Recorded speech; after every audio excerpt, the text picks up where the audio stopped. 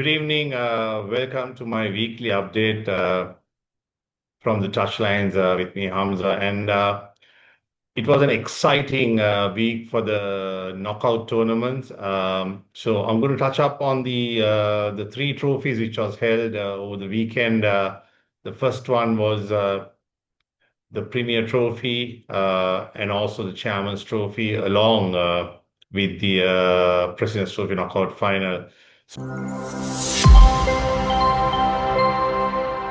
So firstly, I'm going to move in to the Chairman's Trophy, where Maharagama Central, along with Hidayathullah Mudali, um, had a game, and the final score was 12 points to 8, and Maharagama Central walked out at winners at Havelock Park. And it's nice to see because I know that Hidayathullah Mudali have been playing rugby for a while in the C division or the 15 aside, but nevertheless, a team like Maharagama Central coming for the Chairman's Trophy, and they are pulling it through with a narrow margin, and it's something significant because I think their team play led them to this deserved championship. And also, it's nice to see that the depth and the passion of these schools competing in this league. We are moving into another interesting final of the Premier Trophy, where Ananda College, Colombo, met St. Benedict's College.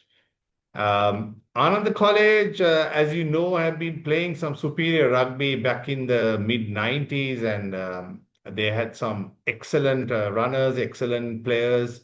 So Ananda College, they delivered a commanding performance, I would say, in the Premier Trophy, overcoming the boys from Kotahena St. Benedict's. And it was in the second half that Anand pulled it away, scoring multiple tries, demonstrating some excellent teamwork and some tactical execution. So it's nice to see Anand coming back to the game. I would say to the league. And as you know, that Anand will be playing in the Group A, Group 1A in the upcoming Dialogue Schools Rugby League, along with St. Anthony's College, Katakosota, Science College, Wesley, DS, and also St. Peter's. So they have a bigger challenge in the league game.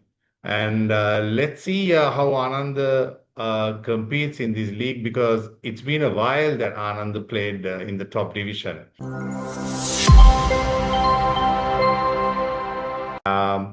Before I move into the President's Trophy final, which was played on 18th May, with Isipatana College and Trinity College, I like to touch base on this particular game because, like I said in my previous week's update, that Trinity is coming into the final almost after 12 years, and they haven't won a final since 2011, which was last under Trinity Lion Murad Ramzin. Whereas Isipatana have been playing in many finals, and this is in fact their fourth consecutive President's Trophy final, because in 2022 they beat St. Joseph's quite convincingly. 2023 they went down to the league champion St. Peter's at Sugatdasa. In 2024 they got the better of St. Peter's, who were also the league champions, and this year again they came to the finals. So, I mean, there is a clear difference between these two teams when it comes to big finals, I would say. The big finals, I repeat again. Isipatana, knowing their style of rugby, knowing their passion for the game um, from the school, Isipatana have been playing a lot of finals, a lot of big finals, whether it's President's Trophy or League, over the last, I would say last 2 to 3 decades, right? And it's for me, it's about how you prepare for the finals. Definitely, I know coaches from both benches, whether it's Boteju or Marija, would definitely have gone through a lot of videos with the opponent teams, definitely. But what really matters is on the day of the final, it's about how you play the game in those 70 minutes in the pitch, because that's what it matters. It just like if I put it in another word, it's for me, it's how you want to win the game or how you win the game. So you had teams like Wesley coming into President's Trophy finals.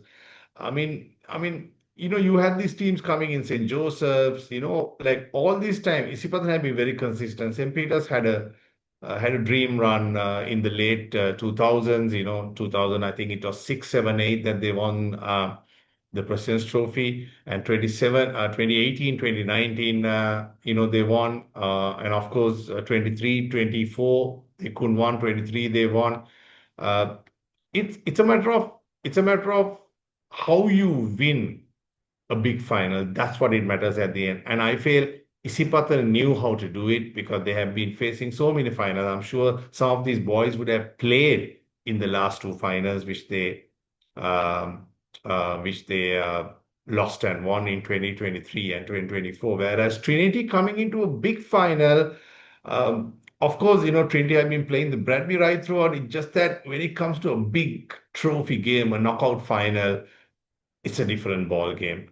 So I'm moving into the game, and as you know, a lot of eyes were on Sean Altaf of Trinity, and a lot of eyes were on players like Saqib Zumri. And as you know, and as you saw, Saqib Zumri was probably he was nursing this is what I heard, a fracture in the nose, and it's quite nice to see this the player, a gutsy player, who wants to play. Even with the big plaster around his nose and giving everything. It's just that I know that he didn't have much. He didn't carry much ball, or he didn't make much meters, unlike the previous games. But this guy was out jumping Trinity in every given opportunity that he had in terms of lineup. So I mean, that's his duty as as one of the probably the tallest players, even though that he's not playing in the lock forward position, he's playing as a number 8. So let's move into the first half, whereas you know Trinity scores um, a try. Sorry, Isipatan scores the first try when Trinity was down with uh, uh, when Trinity gave a penalty. So, I mean, the penalty count in the first half was not much. I think Trinity gave about 4 penalties, whereas Isipatana gave 3 penalties. And it was 7-0, and everyone was depending on Shan Altaf. He boots 2 penalties, and it became 7-6. And he made an intelligent decision just before the second half to kick the ball away when they got the penalty. He just got it on touch and he kicked the ball because he felt that 1 point is all right rather than conceding more points. The fact of the matter is, I'm not sure whether Isipatana had a good kicker in their camp. Because I remember, if you remember also, in the first half, Isipatana gets 3 penalties. And we all heard referee Atavara speaking to the captain and saying, look here, you got a penalty here, you got a penalty there, and you got a penalty there. What do you want? And Isipatana never decided to kick those penalties into goal. And these are all inside, the kickable distance. And some of them are like almost under the post, inside the 22. So that's something that I don't know whether it was decided not to kick or whether they want to go for points. And just before the halftime, Isipatana always put the pressure to the Trinity backs, even though Trinity backs are solid up front in their defense. Shan Altaf felt a bit of pressure because he fumbled the ball right on the try line, and the ball went to the dead ball line, and then Isipatana got a scrum. Luckily, on that 5 meter scrum, Isipatana couldn't score. Otherwise, the story would have been different. So that's the first half. And then when the second half started, of course, Trinity had other things in mind. They want to run the ball. Their backline was always running the ball. And then, of course, you had people like players like Akash Fernando, running with the ball. And he's a quite a big lock forward. I think he played flanker last year. So again, the kicking came into the picture. Shan Altaf fluffed a sitter, right? And I think the Isipatana player also, Isipatana fly half, also, I think he fluffed two kicks, which was, I would say, which was in a very decent kickable distance and kickable direction as well. And thereafter, if you see the discipline of the Trinity Lions, because they were constantly upright, rush defense, right? Tackling again and again, even though Trinity dominated the first half with more territory and more ball position. It was very sad to see that Trinity couldn't build up, a good or finish it off of their faces to go over the white line. I think there was one move which Trinity made. I would say they went almost 17 faces on the left side, and they fumbled the ball. And thereafter, again on the right side, they made few faces and they knocked on the ball again. So this is something that I know the ball was wet. There was a bit of rain before the game. Nevertheless, it's just that um, on the second half, Trinity was, I would say, the most indisciplined side, and you cannot give. I think Trinity gave more than 12 or 13 penalties. And there was one time that, referee Atawara had to take out his card and say, you have been giving, you have been doing infringement after infringement, three penalties. So it's fair enough. It's just that Trinity cannot give so many penalties, or any team for that matter, in a grand final like this, especially with a team like Isipatana. You can't go, you can't be giving penalties against a team like Isipatana. But at the same time, the best part was, again, the kicking. They got 13 penalties. I would just round it up for 10, 13 or more, I would say. But then Isipatana doesn't want to take any of those penalties. They tried once, they tried twice, but it didn't work. But they were literally hitting the Trinity defense line to score. It's just that for me, in a final, every point matters. Isipatana would have at least tried five, and they would have been succeeding at least three. So that's 10 out of 10. Let's say they got 10 penalties. I think they got more than 13.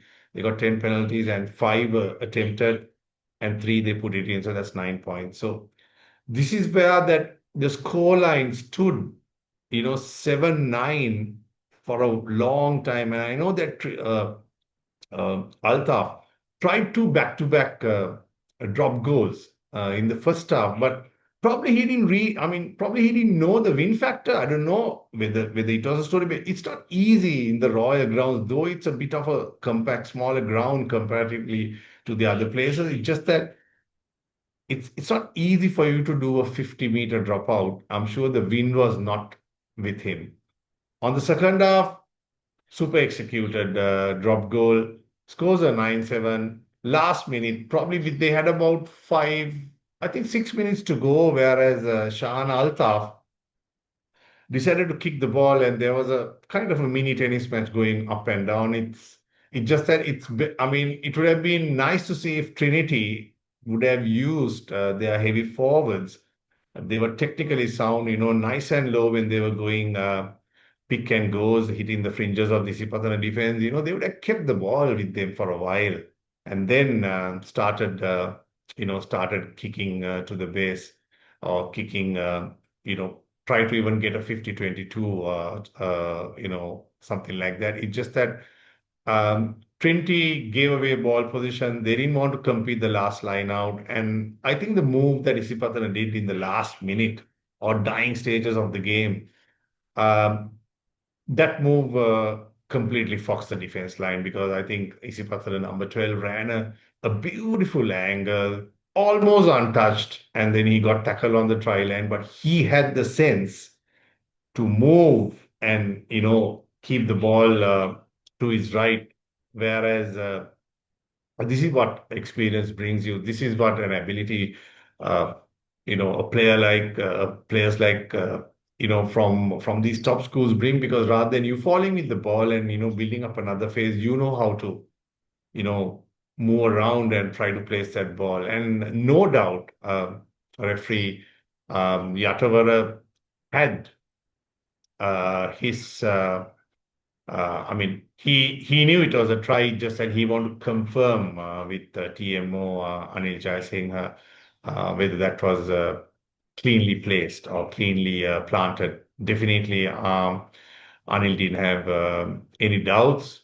Super camera angle, bang on the try. Obviously, the crowd moved in, so there was no conversion taken. So this is what I was talking about.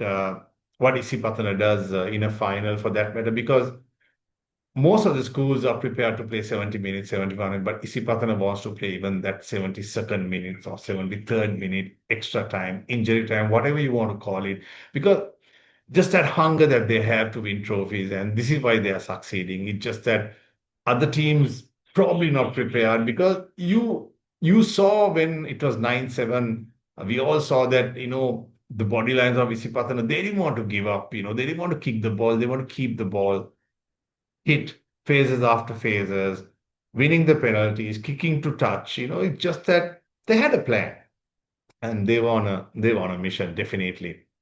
So that's it from now, from me for this week, and we'll catch up again when the league starts. And obviously, there's more sports coming in, more sports news coming in with this edition, and I'll keep you updated. And hopefully, the league is starting on June first week, and a lot of matches, and I'm sure there are a lot of room. For a lot of players to shine, because there are so many games in a day and there are three divisions and A, B, C, and then it's nice to see the top division being competed by so many schools.